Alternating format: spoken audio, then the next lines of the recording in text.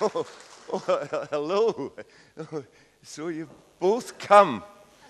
Oh, that was good of you to give up your quality telly for a pig in a poke. Oh, and you brought your granny. All your grannies. Oh, that's nice. Can you hear me down in there in the second row? Yeah. Oh, good. They tell me I've got a big voice. That was why they made me Company Sergeant Major in the school cadets. Some of you older fellows will remember those school cadets. And back in the 20s and 30s and through the war years when they put us into those sandpaper suits, khaki sandpaper suits, and made us strut our stuff every week. Oh, you know, when the war started, the school armoury, Napier Boys High Armoury, was full of single-shot 310s from the Boer War. 40 years they've been sitting there. And later, fortunately, we did get some genuine stuff. We got Lee Enfield Mark IIIs, and we got Bren guns and mortars. And we also had a battery of 4 mobile Bofors anti-aircraft guns. They were great. And I was sergeant of that group for a year, and our boys were slick. I reckon if they'd got the chance, they'd have added a few zeros to the score. But I didn't come here just for that. That's not the reason that I'm dressed up like this, you can understand. By the way, I suppose you could call me a cross-dresser. Well, this is the genuine Barclay tartan. It's the dress tartan. The undressed tartan, it's a funny name that, isn't it? The undressed tartans are rather drab green and black. The hunting tartan, camouflage, all the same, blend into the scenery, something I've never been terribly good at. Now,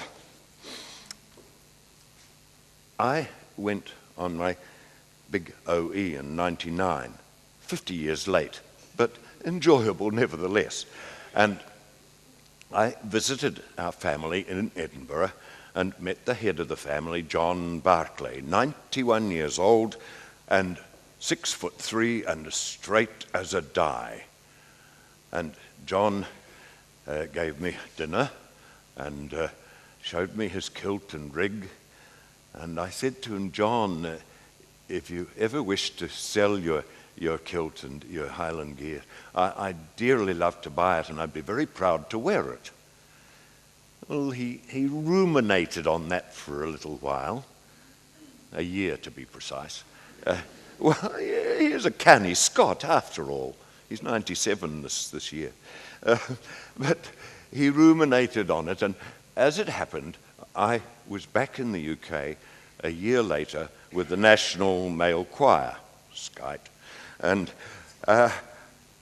after we'd done our tour of South Wales, more Skite, I shot back up to Edinburgh to say hello to the family again. And John greeted me and he said, are you still interested in buying my kilt and a rig? And I said, oh yes. Well, I don't think, 92 by then, remember, I don't think I'll have much more use for it. You can have the lot for £150.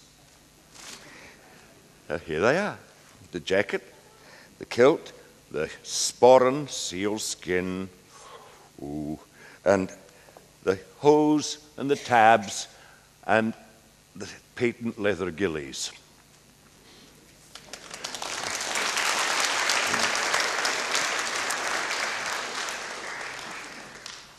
But I'm not here just to talk.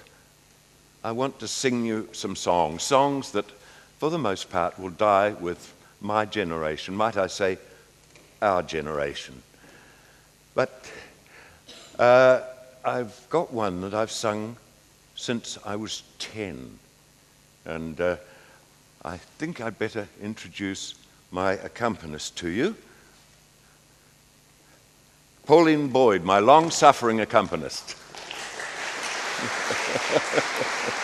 Take a bow. There now. And having Scottish parents, it's not surprising that this is the road to the Isles. Now, the Coolins are the hills on the Isle of Skye. They call them mountains, but they're just hills, really. A crommock is a wiggly walking stick cut from a hedgerow, but all the same, the Irish shillelagh, I suppose you could say, but used for walking, not fighting. And the tangle or tangle of the Isles are the long streamers of kelp that festoon the coastline of the Hebrides.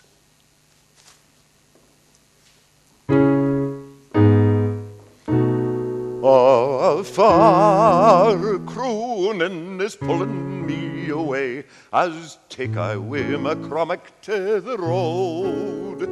The far coolins are putting love on me as step I with the sunlight for my load. Sure by Tummel and Loch Rannoch and Loch Aber I will go, by heather tracks wi' heaven in their wilds. If it's thinking in your inner heart, braggarts in my step, you've never smelt the tangle o' the Isles. It's by Shiel waters the track is to the west, by Eilert and by Mora to the sea. It's the cool cresses I am thinking o' for pluck, and bracken for a wink on Mother Knee. Sure by Tummel and Loch Rannoch and Loch Aber I will go, by heather tracks wi' heaven in their wilds. If it's thinking in your inner heart, braggarts in my step, you've never smelt the tangle o' the Isles. It's the blue islands are pulling me away, their laughter puts the leap upon the lame. It's the blue islands from the Skerries to the Loos, with heather honey taste upon each name. Sure by Tummel and Loch Rannoch and Loch Aber I will go, by heather tracks wi' heaven in their wilds. If it's thinking in your inner heart, the braggarts in my step, you've never smelt the tangle o' the Isles. Oh, the far coolins are putting love on me as step I wi' my crommock to the Isles.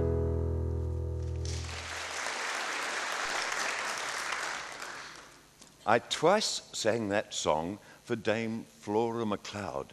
She used to come out regularly to the Antipodes to greet her MacLeod clansmen, and twice in Napier I sang that to her. On my OE, I drove a little car round Britain, and on a drizzly Sunday afternoon, I drove out through the Coolins, heading for Dunvegan Castle, the stronghold, the seat of the MacLeod clan out on the western tip of the Isle of Skye.